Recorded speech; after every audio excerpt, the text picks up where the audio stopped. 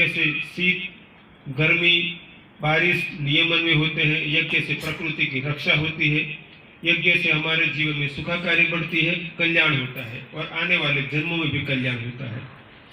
आपने महाभारत में पढ़ा या तो पिक्चर सीरियल में देखा होगा कि द्रौपदी का जन्म यज्ञ कुंड से हुआ था। वर्तमान कालीन स्थिति ऐसी है कि हो सकता है कि ज्यादातर ये हो कि ऐसा कैसे हो सकता है, किंतु हमारा सामान्यतः जीवन में बुद्धिमत्ता ऐसी होती है कि जिसको समझ सके उसको विज्ञान कहते हैं, नहीं समझ सके उसको चमत्कार कहते हैं। किंतु चमत्कार भी कोई विज्ञान का ही परिणाम है। फर्क इतना है कि हम उसके विज्ञान को नहीं जानते, इसीलिए उसको चमत्कार कहते हैं। तो यज्ञ विज्ञान भी एक ऐसा विज्ञान है कि जो सामान्य मनुष्य की परिणाम की समझ जो होती है उससे भी श्रेष्ठ होता है। इसीलिए हमारे राजा महाराजा भी यज्ञ किया करते थे और ऋषि मुनि भी यज्ञ किया करते थे।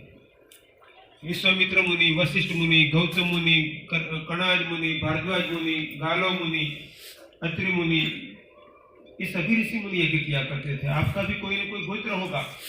हो सकता है किसी को पता न भी हो। पता न होने से गोत्र नहीं होगा ऐसा नहीं होता है कि कोई व्यक्ति को पूछा जाए कि तुम्हारे दादा के दादा का नाम बताओ, तो हो सकता है अपने दादा का नाम कह पाए किंतु दादा के दादा का नाम न कह पाए। तो क्या इसका मतलब ये तो नहीं है कि दादा के दादा नहीं होंगे। वैसे ही हमारे सबके कोई न कोई गोत्र है और हमारे गोत्र के ऋषि मुनि यज्ञ किया करते थे। किंतु स्थितियां ये आती गई कि भारत में सदियों तक गुलामी रही और गुलामी का कुछ कालखंड ऐसा रहा कि हमारी यज्ञ परंपरा, पूजन परंपरा, हमारी गुरुकुल परंपरा ये सब खंडित होती चली गई। और वो खंडित होते होते हम वहां तक पहुंच गए कि आज की स्थिति में सब, यदि ग्रेजुएट वालों को पूछा जाए कि यज्ञ करना कितनों को आता है तो कदाचित 10-15 को भी मुश्किल। तो हम प्रयत्न करें यज्ञ विद्या को सीखें। आज यहाँ पर माता जी की जो आहुति दी गई उसमें जो मंत्र था नवार्ण मंत्र कहते हैं। नवार्ण यानी 9 वर्ण यानी 9 अक्षरों वाला मंत्र। ऐं ह्रीं क्लीं फिर चामुंडाय विच्चे, सब अक्षरों को मिलाओगे तो 9 अक्षर होता है। ओम की इसमें गिनती नहीं होती है। सस्यवाचक प्रणव, वो परमात्मा का जो उच्चारण करते हैं ओम के द्वारा। तो 9 अक्षरों के 9 वर्णों के इस मंत्र को नवार्ण मंत्र कहते हैं।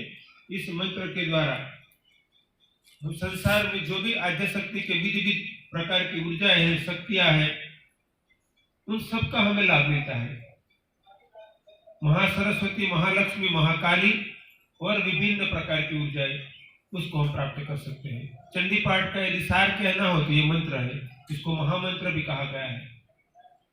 तो आज हम सब ने यहाँ पर माता जी की आराधना करते हुए इस महामंत्र से आहुति दी और भगवान से हम प्रार्थना करते हैं कि हे प्रभु हमें ऐसी स्वस्थता प्रदान करो, हम सबको ऐसी स्वस्थता प्राप्त हो, ऐसी अनुकूलता प्राप्त हो, ऐसी क्षमता प्राप्त हो कि जिससे हम ज्यादा से ज्यादा धर्म मार्ग पर आगे बढ़ पाए, हम ज्यादा श्रेष्ठ कर्म कर पाए। क्योंकि समाज में एक स्थिति ऐसी होती है कि व्यक्ति के पास क्षमता हो किंतु फिर भी धर्म न करता हो, और कुछ लोग ऐसे होते हैं कि क्षमता कम हो फिर भी ज्यादा धर्म कर्म करते हैं। तो मैं ऐसा मानता हूं कि कुछ लोग क्षमता होती है और ये धर्म कर्म करते हैं, और बहुत से लोग ऐसे होते हैं क्षमता होती है फिर भी धर्म कर्म कम करते हैं या नहीं करते हैं।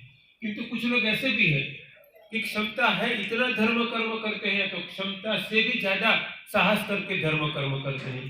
तो हम भगवान से प्रार्थना करते हैं कि प्रभु आप सबको ऐसी क्षमता प्रदान करें कि आप ज्यादा से ज्यादा धर्म कर्म कर पाए, अपना, अपने बच्चों का, परिवार का कल्याण तो हो, साथ में सबका कल्याण हो, ऐसा कर्म हो आपके द्वारा। शास्त्र में कहा है कि जैसे धन की 3 गति है, दान, भोग और नाश।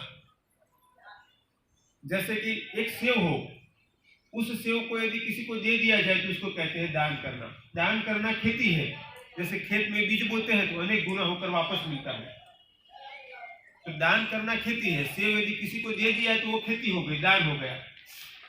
भोग यानी उसका उपयोग करना, यदि सेव खा लिया तो अब इसका कोई फल नहीं आएगा, हमें पुरुषार्थ से प्रारब्ध से मिला था, खा लिया, उसका कर्म फल वहां खत्म हो गया, उसको कहते हैं भोग। और तीसरा है नाश, न किसी को दान दिया न खुद भी खाया और आखिर वो बिगड़ गया तो नष्ट हो गया, उसको कहते हैं नाश। उत्तम बात है कि हम धन का दान करें। अब धन यानी सिर्फ रुपया या सोना चांदी या जमीन मकान मिलकत ही नहीं, धन यानी हमारी सरस्वती, हमारी लक्ष्मी, हमारी काली। कोई व्यक्ति ये यज्ञ चल रहा है, कोई व्यक्ति यहाँ सफाई काम में जुड़ा है, तो वो भी तो शारीरिक कर्म से दान कर रहा है। कोई कुछ ना कुछ कर्म करते हुए, सेवा के काम करते हुए दान कर सकता है। एक रास्ते के किनारे कोई खड़ा है, कोई गाड़ी आ रही थी, उसने गाड़ी खड़ी रखी और पूछा कि मुझे यहाँ जाना है भाई, वो रास्ता कहाँ? तो जो रास्ते के किनारे खड़ा था वो कुछ बोला नहीं, सिर्फ उसने ऐसे इशारा किया और उसको सही रास्ता मिल गया। वह भी दान है। यदि किसी को सही रास्ता बताना वह भी दान है। किसी को छोटी सी भी आप क्यों ना मदद कर दो, वह भी दान है। एक बार बुद्ध बैठे हुए थे पर्वत के ऊपर बैठकर आंखें बंद करके ध्यानस्थ थे। उनके सामने उनका शिष्य था आनंद। आनंद की आंखें खुली थी। उसने देखा कि पर्वत के ऊपर से एक बड़ा पत्थर गिरता हुआ आ रहा है और उसने देखा कि अभी वो गिरेगा तो गुरुदेव यानी बुद्ध के ऊपर गिरेगा और बाद में मेरे पर, और दोनों मर जाएंगे। बहुत बड़ा पत्थर था। तो वो कांप उठा कि अभी कहूंगा इतने में, तो पत्थर वहां पहुंच गया। और संयोग ऐसा घटा कि बुद्ध के पीछे से पत्थर के दो टुकड़े हो गए और एक साइड से एक चला गया, दूसरी साइड से दूसरा चला गया। इतने में बुद्ध ने आंखें खोली, देखा तो आनंद कांप रहा था। पूछा कि बेटा इतना भयभीत क्यों? उसने कहा कि गुरुदेव बड़ा पत्थर आ रहा था, वो पहले आपके ऊपर और बाद में मेरे पर, हम दोनों मर जाते।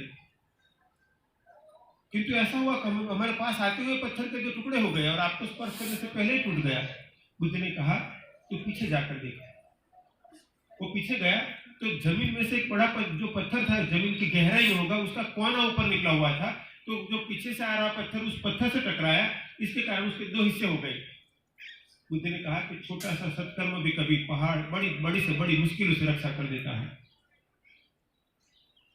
हम सब प्रयत्न करें कि हम धर्म कर्म करें। यज्ञ के दो प्रकार है, अग्नि में आहुति देना यज्ञ है और सेवा करना यज्ञ है। किंतु कई लोग ऐसे होते हैं, सेवा करने तो खुश रहते हैं कि चलो हमने भूखे को भोजन कराया, प्यासे को पानी पिलाया, बीमार को दवाई कराई, उसका महत्व है। किंतु ये भी नहीं है कि इसका महत्व है, इसका मतलब अग्नि में आहुति देने का महत्व कम है। दोनों का महत्व है, दोनों को जीवन में अपनाना चाहिए। कुछ छोटे छोटे काम कहता हूं, जरूर कीजिएगा। चींटियों को आटा डालना, मैं मानता हूं आप में से किसी को भी ऐसी दिक्कत नहीं होगी घर में कि चींटियों को आटा डालने के लिए थोड़ा आटा न मिल जाए।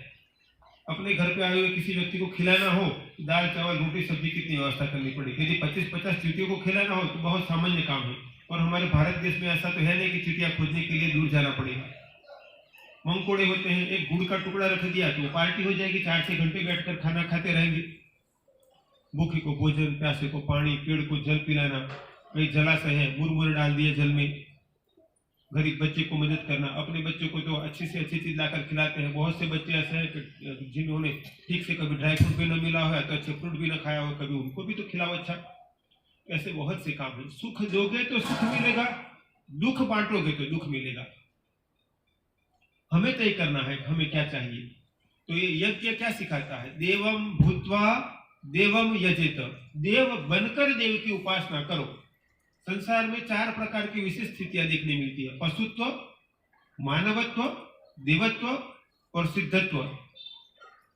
यानी कि पशु कक्षा के मनुष्य कि जिनमें पशुओं के गुण ज्यादा दिखाई पड़ते हैं, दूसरे मनुष्य मानवता वाले, तीसरे मनुष्य के शरीर में है किंतु देवी गुणों वाले, और चौथे उच्च सिद्धात्मा जैसे पवित्र आत्मा। हम प्रयत्न करें कि पशुत्व में तो न जाए, मानवता बढ़े और देवी गुण बढ़े। तो यज्ञ करना, देव पूजन करना, यानी अपने में देवत्व प्रगटाना। अंत में मैं मेरे अपने जीवन के बारे में कहूं तो अभी मेरे 46 साल की आयु हुई है। जब तक मुझे पता है इस जन्म में मैंने एक भी बार मेरे मुख से गाली का उच्चारण नहीं किया है, जितना मैं जानता हूँ। क्योंकि मैं ऐसा मानता हूँ कि संसार में कई लोग ऐसे हैं कि जिनको बोलना है किंतु बोलने की क्षमता नहीं है। वो चाहते हैं बोलना किंतु बोल नहीं पाते हैं। और भगवान ने हमें बोलने की शक्ति दी है, तो क्यों उसका उत्तम ही उपयोग न किया जाए? ये आंखें दी है, उसको देखने का अच्छा काम करना, अच्छा उपयोग करना। यदि मान लो किसी के मोहल्ले में कोई प्रोग्राम था, एक छोटा बच्चा 5वीं कक्षा में पढ़ता था, वो आया, उसने कहा अंकल जी मुझे भी कुछ सेवा दीजिए ना। अंकल ने कहा कि बेटा ऐसा कर कि सब खाने के लिए बैठे हैं तो तू सबको प्याले में जल डाल दे। तो लड़का जल का जग लेकर गया और जल थोड़ा ज्यादा डालता था, प्याले के ऊपर से गिरता था। तो अंकल ने कहा कि बेटा कम डाल। बाहर जल गिर रहा है तो फिर आधा आधा प्याला रखता था वो। तो फिर किसी ने कहा बेटा ठीक जल तो दे तू, तो कभी कम तो कभी ज्यादा। आखिर अंकल ने ऐसा कहा कि ऐसा कर तू पानी का जग रख दे और झाड़ू पकड़ ले, उस कोने में जाकर सफाई कर ले। एक चित्र हुआ। दूसरा चित्र, उसको कहा कि जा सबको जल दे। वो सबको ठीक से प्याले में आधा सेंटीमीटर कम रहे ऐसा जल पड़ता था, और कोई कहता था ज्यादा की जरूरत नहीं, आधा प्याला ही देता, आधा प्याला देता था। किसी ने कहा कि बेटा दोबारा जल देना, मुझे थोड़ा तीखा लग रहा है। तो उसको थोड़ी देर बाद स्पेशल वहां जाकर दे, अंकल जी आपको जल। तो उन्होंने देखा कि ये बच्चा तो जल का बिगाड़ भी नहीं होता है और सबको जितना चाहिए इतना मिलता है। तो उन्होंने कहा कि बेटा ऐसा करके जल का जग रख दे, ये मिठाई लेकर जा तू। एक मिठाई तो महंगी है, तो उन्होंने सोचा कि मिठाई लेकर जाएगा तो जिसको चाहिए उनको भी मिलेगी और ठीक से मिठाई बांटेगा वो। भगवान भी यही काम करता है। हमें मनुष्य का शरीर दिया है, हम उसका दुरुपयोग करेंगे तो भगवान कहेंगे कि दूसरी बार तुम्हें जो दिया गया था उसका सम्मान नहीं है, तो उसको थोड़ा नीचे ले जाओ। सदुपयोग करेंगे तो कहेंगे कि इसको ज्यादा दो, तो और अच्छा होगा संसार। हमें तय करना है कि हमें अपनी आंख, नाक, कान, चमड़ी, हमारा धन, हमारी संपत्ति, हमारी बुद्धि, हमारी क्षमता, इसका कैसा प्रयोग करना है। यदि आप सदुपयोग करोगे तो इसका मतलब ये नहीं कि दिक्कतें नहीं आएगी, क्योंकि गेहूं बोया होता है तो गेहूं पकता है, मक्का बोया तो मक्का पकता है, बबूल के बीज पड़े होते हैं तो कांटे निकलते हैं। बैंक से लोन ली होती है तो पैसा भरना पड़ता है, और एफडी कराई होती है तो वापस पैसा मिल जाता है। तो यदि हमारे से भूतकाल में कभी कोई कर्म हुए हो या तो पूर्व जन्म में हुए तो फल उसका आता है, किंतु आगे अच्छे कर्म करेंगे तो कम से कम आगे तो अच्छा शुरू होगा, और जब दिक्कत आएगी तो भी अच्छे कर्म की वजह से उसका रास्ता कुछ न कुछ बनेगा। तो प्रयत्न कीजिएगा आप, आपके बच्चों के द्वारा, परिवार के द्वारा अच्छे कर्म हो, ये के कर्म हो, भलाई के कर्म हो, किसी की बुराई ना हो, किसी के बुरा में सहभागी न बने, ऐसा परिवार बनाइएगा। धन्यो गृहस्थ आश्रम, गृहस्थ जीवन को भी आश्रम कहा कि जिस घर में भगवान की भक्ति होती हो, भजन कीर्तन होता हो, यज्ञ होता हो, जहाँ भूखे को भोजन, प्यासे को पानी, बीमार की दवाई, जरूरतमंद की सेवा होती हो, न किसी की बुराई होती हो, न किसी के बुराई के लिए बुरा का आयोजन होता हो, ऐसा घर मंदिर होता है, ऐसा घर आश्रम होता है। और एक आपको कहीं एक होटल में गए, आपका पहचान वाले का होटल था, आपको एक ही रात्रि रुकना था, उसने कहा कि 11 नंबर का और 20 नंबर का 2 रूम खाली है, आप तो मेरे परिचित है, आपसे क्या चार्ज लेना, आपको जो रूम ठीक लगे वो उपयोग करिएगा। आपने देखा कि 11 नंबर का रूम बढ़िया साफ सुथरा था, और 20 नंबर का रूम इसमें मकड़ी के जाले थे, अंदर से दुर्गंध भी आ रही थी, टॉयलेट बाथरूम भी साफ नहीं था। आप 11 नंबर के रूम में चले गए, क्योंकि आप भी तो चाहते हो कि साफ सुथरा कमरा हो, ऐसा आप भी तो चाहते हो, दुर्गंध ना हो, ऐसा आप भी तो चाहते हो।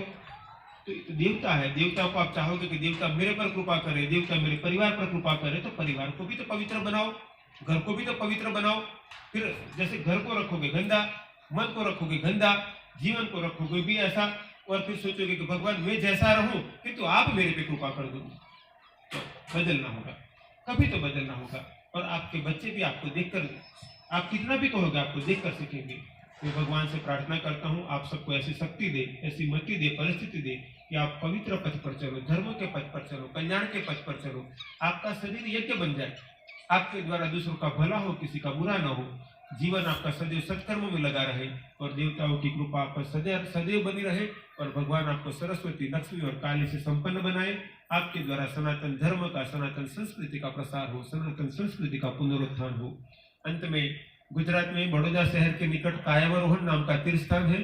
शिव पुराण में वर्णन है कि भगवान शिव ने इस कलयुग की शुरुआत में मनुष्य की काया में अवरोहण किया था, इसलिए 5000 साल से उस नगर का नाम कायावरोहण है। भगवान ने एक हाथ में दंड धारण किया था, उसको धर्मदंड को लकुल या लकुट भी कहते हैं, यानी कि मैं प्रत्येक जीव को उसका कर्म का फल देता हूँ, उसके प्रतीक के रूप में भगवान ने दंड धारण किया, इसलिए वो लकुल जी कहलाए। उन्होंने कहा कि विश्व में सनातन संस्कृति पुनरुत्थान मेरा शिव संकल्प है, मेरे शिष्यों को योग साधना के साथ ये कार्य करना होगा। इसलिए हम प्रयत्न करते हैं कि सबको संध्या कर्म करना सिखाए, कि संध्या कर्म कैसे करना, यज्ञ कैसे करना, देव पूजन कैसे करना, योग कैसे करना, 16 संस्कार, हमारे वेद उपनिषद शास्त्रों की बातें समझाए, सिखाए। आप भी प्रयत्न करना कि हम अपने हिंदुत्व का, अपने सनातन धर्म का गर्व लेते हैं, हम धर्म के लिए कुछ कार्य करें, धर्म के लिए कुछ प्रयत्न करें। देव दर्शन करना, देव पूजन करना ही चाहिए, किंतु कुछ कार्य ऐसे भी हो कि आप वह जगह जाओ, 2-4 लोग मिलकर और लोगों को सिखाओ, किंतु पहले खुद भी सीखो। और कोई भी कार्य ऐसा नहीं है आज जैसे आप एक में बैठे 2 बार बैठोगे, तीसरी बार बैठोगे तो धीरे धीरे पता चलने लगेगा। फिर कोई लोग ऐसे आएंगे कि जिनको अभी नहीं आता है, तो आप भी कहने लगोगे कि जनो तो ऐसे पहननी होती है, ये पूर्ण होती है, ऐसे करना होता है। ऐसे करते करते ये सब सीख सकते हैं। अंत में आप सबको आमंत्रण है, मेरे आश्रम में न रहने का, खाने का चार्ज है, न कुछ सीखने का चार्ज है। आश्रम और होटल में फर्क क्या होता है? होटल में जिसका जितना पैसा उतना ऐसा कमरा, जैसा पैसा ऐसा खाना। मेरे आश्रम में ऐसा नहीं है। मैं सबके साथ पंक्ति में बैठकर खाना खाता हूँ, और जो सब खाते हैं मैं खाता हूँ, और मैं खाता हूँ सब खाते हैं। रहने के लिए न किसी कमरे का चार्ज नहीं है, एक समान सब में बढ़िया से जो भी व्यवस्था है वो सबके लिए है।